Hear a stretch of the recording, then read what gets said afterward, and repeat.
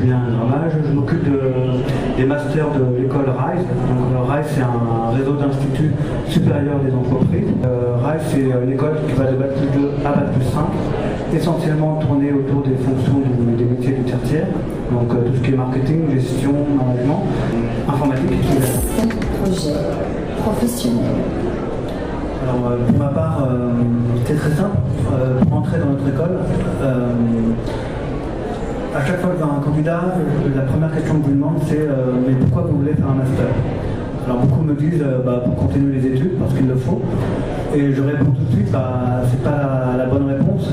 La bonne réponse, c'est de savoir qu'est-ce qui vous manque aujourd'hui dans votre projet professionnel pour l'amener au bout. En gros, qu'est-ce qui vous manque comme compétence pour l'amener au bout. Et ensuite, je dialogue avec le candidat et par des questions-réponses, on arrive à affiner son projet professionnel. Donc, pour ceux qui sont orientés plutôt commerciaux, marketing ou ressources humaines, ce sont des mots, on va dire, un petit peu barbares, mais à chaque mot barbare, il y a des sous-métiers qui apparaissent, et c'est en dialoguant, en questionnant, donc en arrivant devant un entretien, c'est à vous aussi de vous poser des questions pour savoir qu'est-ce que vous voulez faire plus tard. Mais surtout, où est-ce que vous vous sentirez le mieux plus tard, que vous vous sentirez le meilleur. Parce que les recruteurs, ce qu'ils veulent, c'est surtout voir des personnes qui savent exactement ce qu'ils veulent faire et pourquoi. Si vous arrivez à expliquer ça devant moi, en tout cas pour entrer en master, c'est déjà 70% de la candidature réussie. Ça arrive souvent. Ce sont les fautes d'orthographe. Effectivement, les fautes d'orthographe, c'est quelque chose que je vois pas tous les jours, mais souvent. C'est dommage d'avoir des fautes d'orthographe parce que ça enlève du crédit, la crédibilité sur les dossiers. L'aide de motivation, si on me dit oui, votre école est très bien, je veux une alternance, merci, au revoir, ça va pas le faire non plus. Si le CV, il n'y a pas de titre dans le CV, s'il n'y a pas de... si on ne ressent rien, s'il est juste banal, ça ne va pas le faire. Et effectivement, si on vient en entretien habillé en tenue professionnelle, en mâchant le chewing-gum, ça ne va pas le faire non plus. Donc tout ça, c'est du vécu. Et c'est vrai que ça enlève... il faut faire attention, parce que vous venez pour la première fois dans l'école, vous nous voyez pour la première fois, donc c'est bien de laisser un bon aperçu. Et encore une fois, j'insiste énormément sur le savoir-être. Souvent, les entreprises, elles recrutent aussi au feeling, parce qu'arriver en Bac+5, normalement, tout le monde a des compétences. Ce qui fait la grande différence, c'est le savoir-être. Donc, comment vous habillez, comment vous vous exprimez, comment vous écrivez, quelles sont vos lectures, quelles sont vos activités extra-professionnelles. C'est sur ça aussi que se joue le recrutement. Et encore une chose aussi, c'est toujours une idée reçue. Une entreprise ne recrutera jamais une école. Elle recrutera vous et vous seul. Elle recrutera vous et vos compétences. Et ce qui importe, est-ce que c'est vraiment ma mission première dans cette école, c'est de vous accueillir effectivement pour 2 années, voire une année de master, mais surtout que vous ayez un job à la sortie.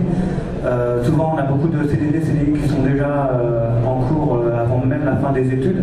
Mais pourquoi ils ont ce CDD, CDI? Parce qu'ils ont su profiter de la richesse de l'entreprise et avoir eu un comportement professionnel digne d'un futur cadre en entreprise. Le but du jeu d'une école, c'est de ne pas chercher du boulot à la suite, c'est enchaîner directement. Et c'est ça très important.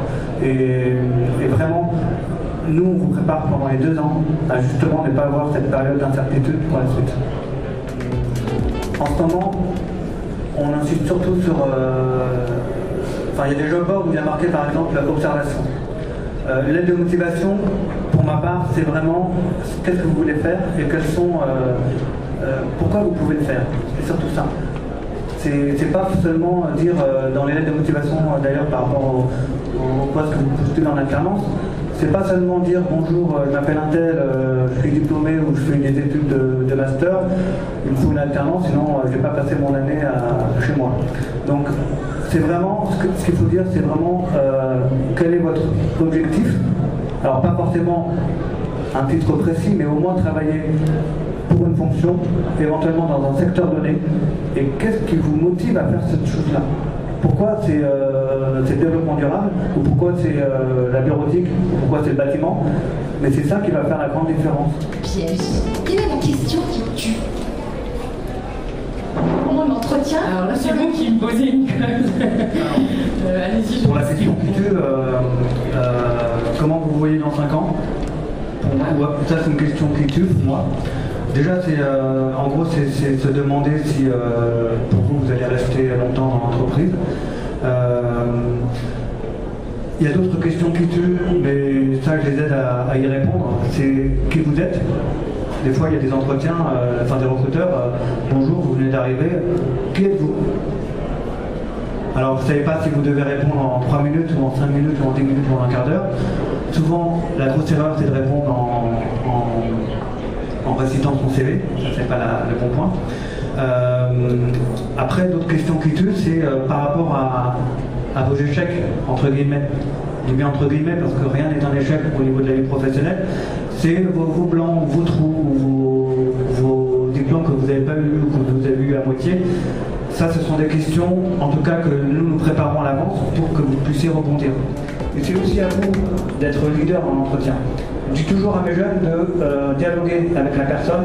Quand on vous pose une question, répondez par une question, enfin par la réponse, et posez une question derrière. Parce que c'est celui qui conduit l'entretien qui mène l'entretien. Si vous arrivez juste, bonjour, je postule à un poste, et j'attends que vous me posiez des questions, jamais vous serez pris. Et si vous posez des questions vous-même, eh ben vous serez gagnant et vous montrerez que vous êtes impliqué pour le poste.